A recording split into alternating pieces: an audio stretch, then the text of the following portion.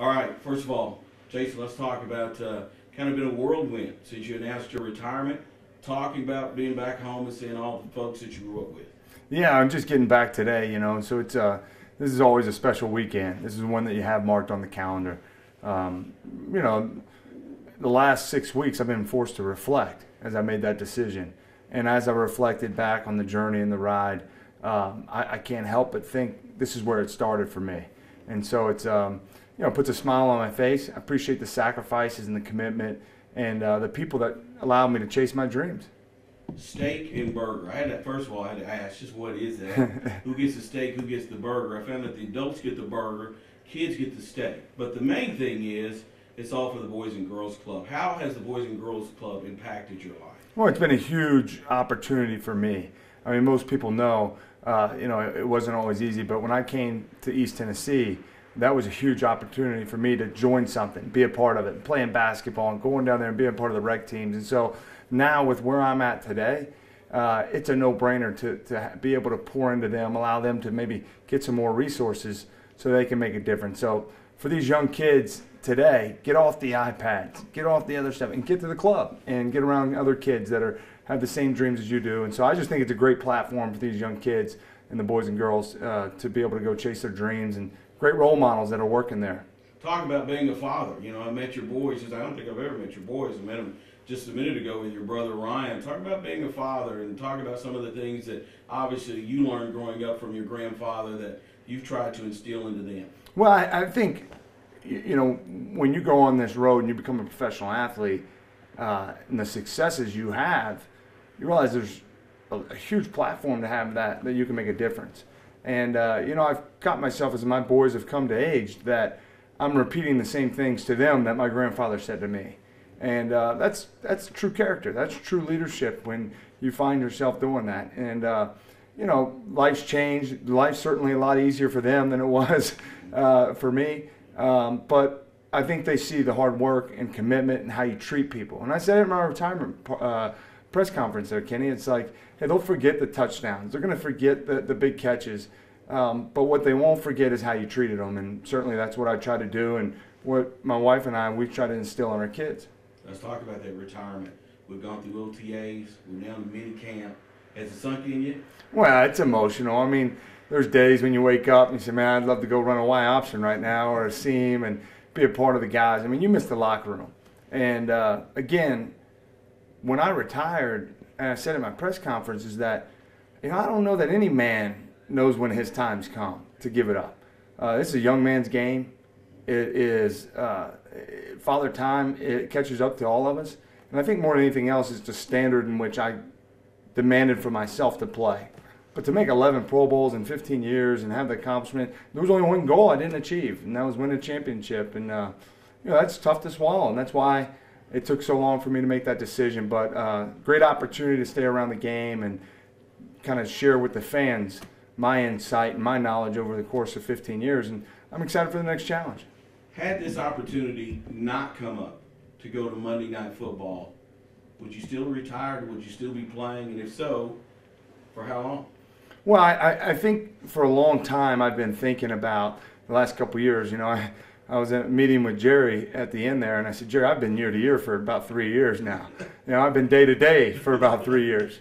And, I'm 36 years old. And, if you're lucky to make it to your 30s in pro football, you're fortunate. And for me, I think it was always thinking about, will I coach?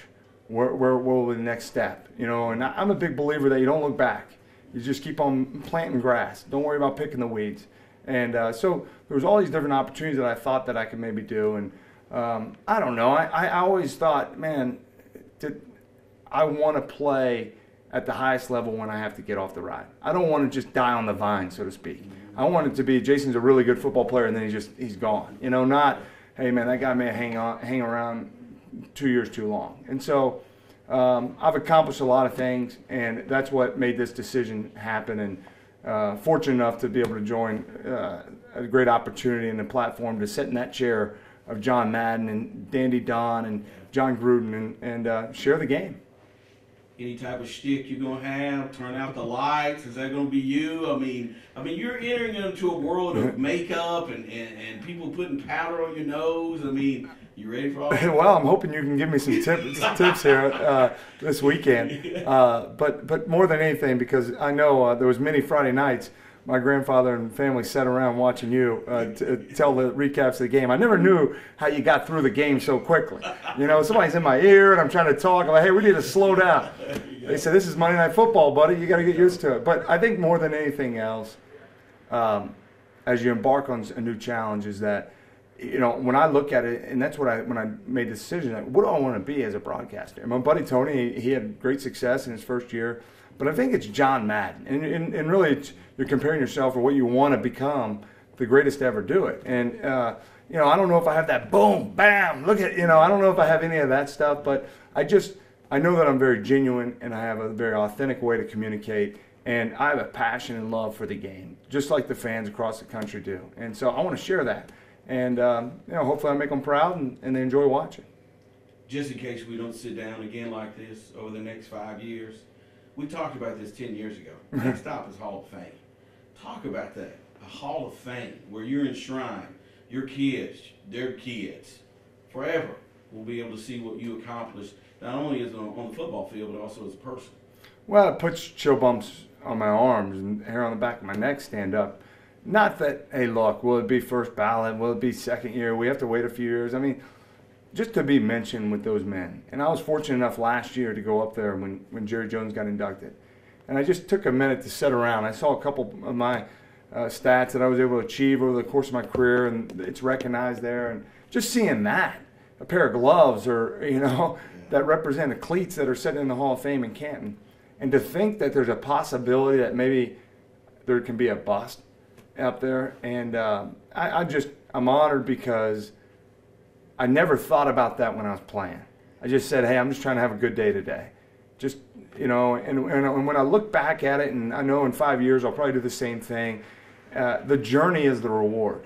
And I see so many people in there tonight that made a difference. Certainly my grandfather, my grandmother, my mom, my brothers, Coach Fulmer, and so many more along the ways over the last 15, 20 years. And, you know, it'll be no different if I'm fortunate enough to join that. But I just played the right way.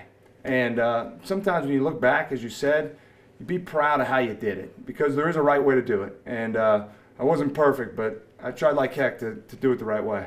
Before we let you go, real quick, you come a long way from cutting the car lights on, playing in the dirt, from Ryder Field to Neyland Stadium to Jerry's Place to now. Talk about the journey. Well, it's every step of the way people told me I couldn't do it, Kenny. They told me I couldn't do it, and you guys heard it. The same people that said it, and they didn't believe it. And there's probably saying I'm not going to be worth a salt, you know, calling games. And I just never focused on that. I think I was raised in a way that, hey, just keep building, keep stacking good days, you know, and go chase it. And I had brothers that had some moderate success there that kind of encouraged me to say, okay, you know, shake it off. Maybe we can hang with the big boys. And I just always, when my car pulled in every step of the way, I got this feeling in my gut because I knew how much I was going to pour into it. And so, you know, is this the end of the road? I don't know. I mean, people talk about coaching, and do you see yourself doing that? Is it college? Is it NFL? I just know that I was fortunate enough to understand the game and see it very quickly. And the journey has been remarkable. The people that I've been able to meet and that I call friends today made me better. And shoot, man, I got 4 little ones and a beautiful wife and that I'm so proud of, and get to spend more time with them and have an impact in their lives. And so get out of there healthy. You know, it's a tough game. And so I'm just proud of it, and I'm proud of the people that made an impact in my life. And, you know, I'm not going to look back. You know, it's going to be tough. You're going to miss it. You better believe you're going to miss it because you love the game.